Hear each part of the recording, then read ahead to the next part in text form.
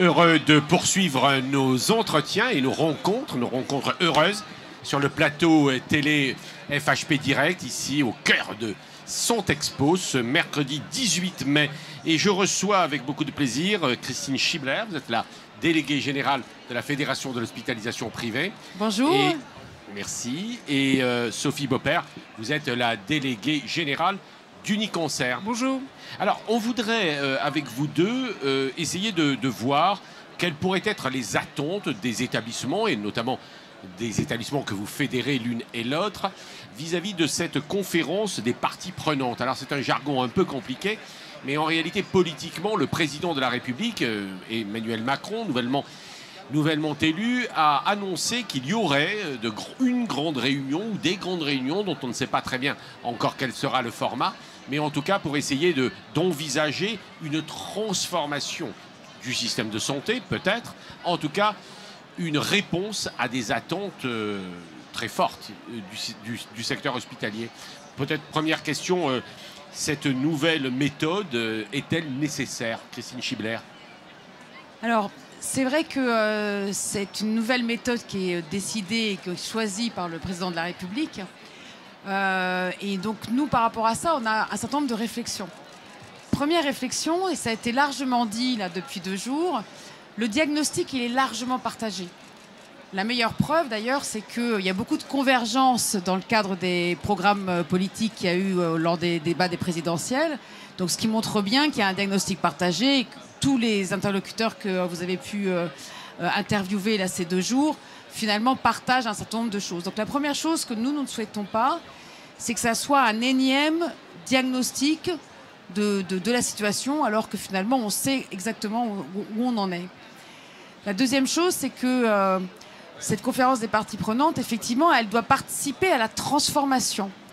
Donc, participer à la transformation, c'est peut-être trouver une méthode pour traiter de quelques priorités, donc accès aux soins, prévention, organisation des parcours de soins sur les territoires, peut-être juste 3 sujets, et d'arriver à trouver un consensus d'objectifs et de valeurs pour porter des solutions sur ces objectifs prioritaires. Ça veut dire qu'elle doit participer à la transformation, donc elle doit être préparée avec soin et sur quelques objectifs. Ça veut dire aussi qu'il y a certaines décisions qui doivent être travaillées et prises au niveau du futur ministre de la Santé, qui doivent être quand même prises.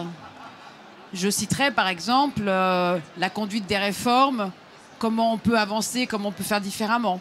Je citerai par exemple un sujet qui nous est cher, vous le savez, c'est un Big Bang de la formation et donc augmenter largement les formations, ça a été dit largement tout à l'heure par le professeur Blais, ou la régionalisation. Ce sont des décisions qui appartiennent au ministre de la Santé et qu'il doit prendre.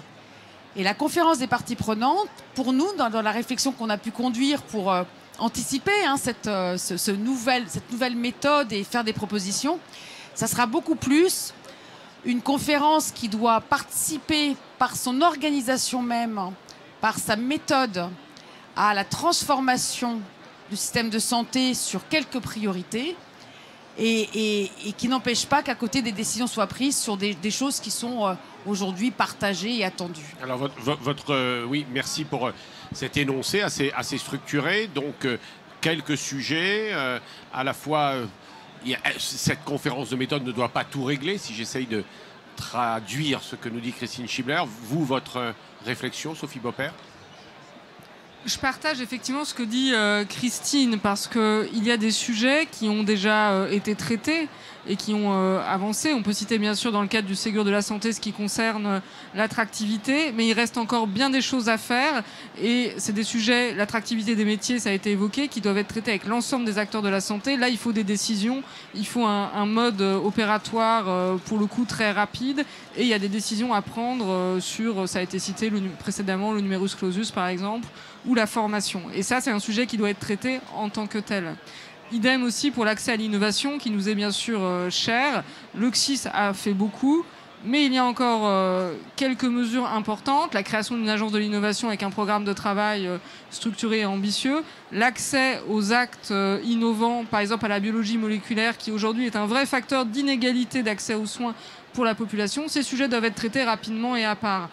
À côté, on doit effectivement, dans le cadre de cette conférence des parties prenantes, travailler sur les parcours, sur l'évolution des modes de financement qui va permettre de faciliter la coordination entre tous les acteurs, sur la prévention et aussi sur l'accès des Français aux outils numériques, source aujourd'hui de simplification et de diminution de tâches redondantes pour les professionnels, mais aussi source d'inégalité pour les patients en termes d'espérance de vie, quand on voit les difficultés parfois et les inégalités d'accès au numérique. Oui. Voilà pour moi les sujets d'importance qu'il faudrait traiter dans le cadre de cette conférence. Alors c'est une approche sans doute voulue plus participative, puisqu'on avait quand même un peu reproché au pouvoir politique, et peut-être à celui-là et à d'autres, d'imposer de haut en bas certaines mesures, et là d'être plus participatif. Faut-il...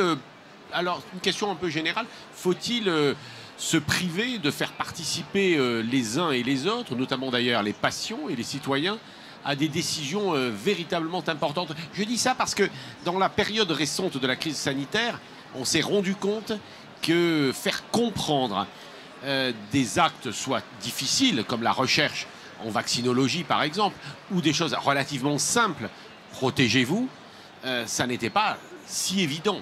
Enfin, en d'autres termes, la santé publique, c'est pas inné. Et il faut faire participer les gens. Alors, est-ce qu'il faut réserver, en d'autres termes, est-ce qu'il faut réserver des sujets, comme vous le disiez un petit peu, il y a des sujets qui seront traités en dehors de cette conférence de parties prenantes, ou alors on traite tout? Alors, nous pensons qu'il faut vraiment différencier les types de sujets. Il y a des sujets qui sont des sujets... où avoir un débat large ne servirait pas à grand-chose. Aujourd'hui, on sait qu'on a une pénurie de soignants, donc on peut en débattre du midi à 14h, mais on aura toujours la même pénurie. Et donc, à part une décision qui est une décision de libérer les quotas et d'y aller, voilà, il n'y a pas vraiment autre chose à faire. Donc, il faut différencier ce type de décision d'un vrai débat sur la transformation du système de santé sur un territoire, dans lequel il est indispensable qu'il y ait les patients, qui est l'ensemble des parties prenantes d'ailleurs, des acteurs du territoire, qu'ils soient élus, acteurs économiques, acteurs de l'enseignement, etc. Et l'idée, c'est vraiment de partager sur 3-4 thématiques, l'accès aux soins, l'accès à l'innovation, la prévention, l'organisation du parcours de soins, des possibilités de solutions par rapport aux problèmes rencontrés sur le territoire et des développements. J'ai bien compris. Voilà. Donc la réponse, c'est oui, ça doit être une discussion large, mais sur quelques sujets. On ne refera pas le système de santé en balayant de A à Z, parce que finalement, on sera noyé. Et on a déjà connu des expériences antérieures où il y avait trop de sujets. Vous voulez dire qu'il faut que les choses soient concrètes et débouchent sur quelque chose. Pour autant, je vous cherche un peu, il faut qu'il y ait débat. La recherche, je me tourne vers vous, mais les questions de recherche, de progrès médical peuvent être partagées par un plus grand nombre, par le plus grand nombre, si on sait les expliquer. Et c'est peut-être comme ça que, justement, il n'y aura plus de désillusion, mais peut-être, au contraire, une compréhension par tous des enjeux du secteur de la santé. Et aussi, finalement, le citoyen acceptera de payer, parce qu'à la fin de l'histoire, c'est toujours quand même les impôts qui payent. Question presque philosophique. Oui, c'est vrai que la question est large. Le sujet, bien sûr, de l'information, de l'explication et de l'intégration des patients, des aidants, par exemple, sur les questions de recherche, il est majeur. Je ne suis pas sûr que ce soit la conférence des parties prenantes qui va permettre de traiter ce sujet. Mais c'est vrai que, par exemple, nous sommes très supportifs d'un modèle ambitieux de patients partenaires, d'impliquer les patients dès le début dans la définition des protocoles de recherche. Et ça, c'est des sujets majeurs sur lesquels il faut travailler. Mais je rejoins quand même le fait que la conférence des parties prenantes, si on veut qu'elle ait des résultats concrets, et je pense que compte tenu de la situation de tension qu'il y a aujourd'hui sur notre système de santé, on l'appelle tous et toutes de nos voeux, alors il faut définir 2 ou 3 sujets prioritaires, dans lesquels bien sûr les associations de patients, les représentants des patients sont impliqués et peuvent donner leur avis, et ce qui nous permettra, je pense, de continuer à travailler sur les sujets auxquels nous sommes attachés, comme la qualité de vie des patients, la mesure de la qualité au travers des questionnaires qui permettent d'avoir des données de vie en vie réelle et de pouvoir porter ces ambitions-là, bien sûr. Sophie Beaupère, vous partagez l'idée développée par Christine Schibler que on doit absolument faire en sorte qu'un consensus, c'est ce que je crois que vous avez dit, qu'un consensus soit trouvé. Après tout, on peut aussi de temps en temps manager et gérer sans consensus. Enfin, on n'est pas obligé d'être tous d'accord. Le constat, il est quand même assez partagé sur un certain nombre de sujets. Vous confirmez aussi. Que ce soit les problématiques d'attractivité, que ce soit la complexification des parcours de soins et le fait que, avec les évolutions technologiques et scientifiques se redéfinissent le rôle de chacun. Donc à partir du moment où le constat est consensuel, je pense qu'on peut trouver des solutions et des propositions qui permettent de fédérer les acteurs. Et je pense quand même qu'on a besoin aujourd'hui de cet aspect fédératif, compte tenu de la lourdeur des enjeux auxquels on doit faire face. J'ai regardé un peu des documents que vous avez produits, l'une et l'autre. On voit beaucoup la question de confiance, redonner confiance aux acteurs. Franchement, on a eu ce débat juste précédemment avec Jean-Yves Blais, le président d'Uniconcert, et Gaëtan Casanova. Vous avez vraiment l'impression, l'une ou l'autre, qu'il y a une rupture de confiance, Christine Schibler, par exemple? Je pense qu'en fait, aujourd'hui, on est dans une période où on a envie d'avoir beaucoup plus des rapports et des travaux qui sont basés sur l'évaluation et la contractualisation que basés sur la norme. Et donc, la question de la confiance, c'est ça veut dire finalement une question d'un contrat, la question des priorités dans un cadre de valeurs partagées. Bon. Il y a eu une période qui a été extrêmement difficile, mais aussi extraordinairement, riche et, on va dire, efficace. C'était la période Covid, notamment la première vague, pendant laquelle il y a eu vraiment une mobilisation de l'ensemble des acteurs sur les territoires, etc., avec finalement une recherche d'efficacité sur l'ensemble des missions qui étaient portées par les acteurs, et pas du tout des batailles de statut. Bon. Ça a été une période qui a été celle du Covid, et aujourd'hui on voit revenir des discussions sur les statuts, ça redevient plus compliqué. Donc la conférence des parties prenantes, elle doit réaffirmer des choix, elle doit redire des valeurs, et finalement redire au plus près de là où sont les acteurs, dans les territoires et auprès des patients, voilà comment on veut s'organiser, comment on s'organise avec l'ensemble des acteurs. C'est pour ça que l'histoire de redonner confiance et finalement de faire partie sur quelques questions qui sont les priorités des Français, puisque l'accès aux soins, ça fait partie vraiment des priorités. Vous êtes d'accord toutes les deux sur ces priorités? Vous avez dit accès aux soins, prévention, c'est ça? Accès à l'innovation. Les parcours, bien sûr, et l'évolution des modalités de financement qui permettent d'accompagner l'évolution des parcours.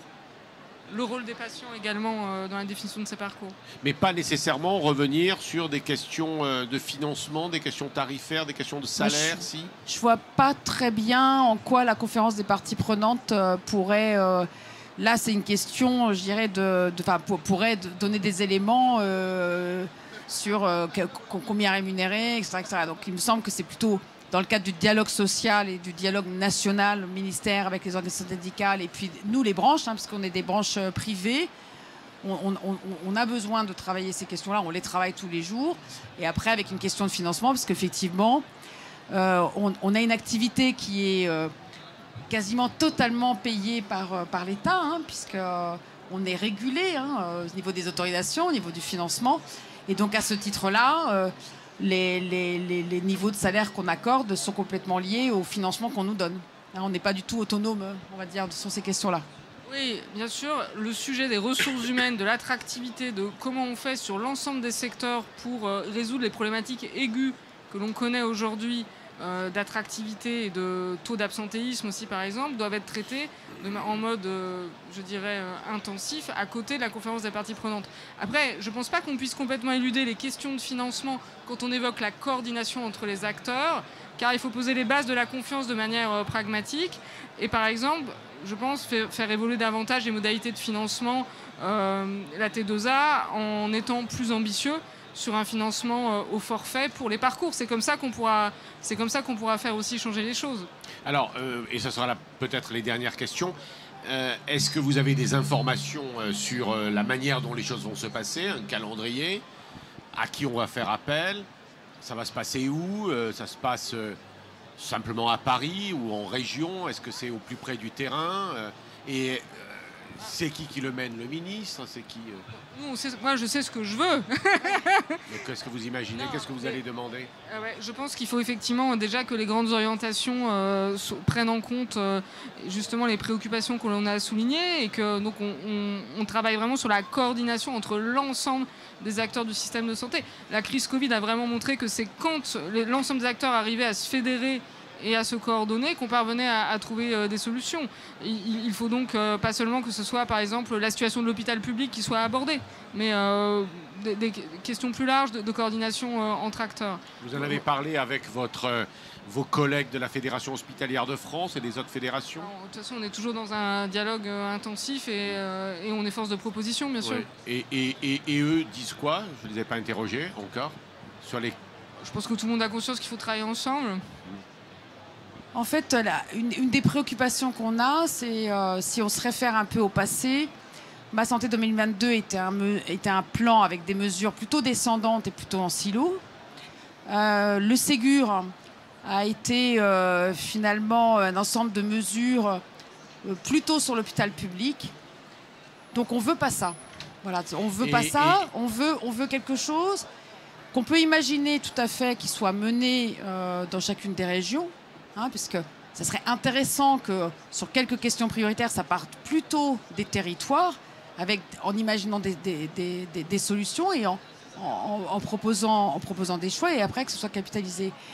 Après, nous, ce qu'on pense, c'est qu'il faut apporter du soin à la méthodologie même de ce moment-là.